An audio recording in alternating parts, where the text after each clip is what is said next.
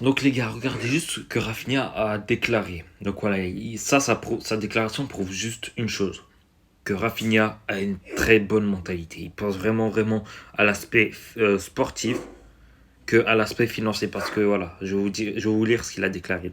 Depuis mon dernier match avec Leeds, je savais qu'il y avait la possibilité de porter le maillot du Barça. Je savais que Chelsea était aussi intéressé.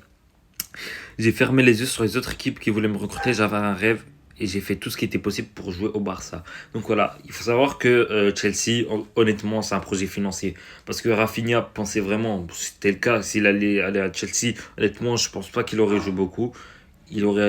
S'il avait choisi Chelsea, ce serait une question d'argent.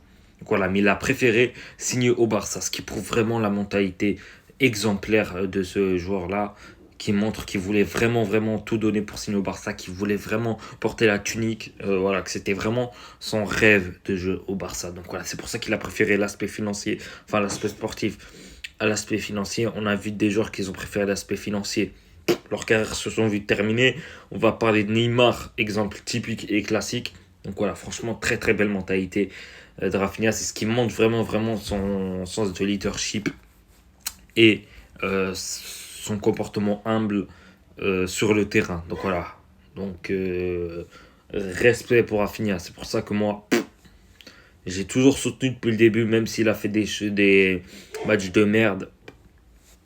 Moi, quel que soit le niveau d'erreur, j'étais toujours là pour le soutenir. Moi, je n'ai jamais critiqué Rafinha. C'est un joueur que j'ai aimé depuis son arrivée au Barça. Même, je regardais ses matchs bien avant en PL avec Leeds. Et voilà, mais franchement, très très grosse mentalité de Rafinha. Et ça, c'est ce qu'on aime dans le foot.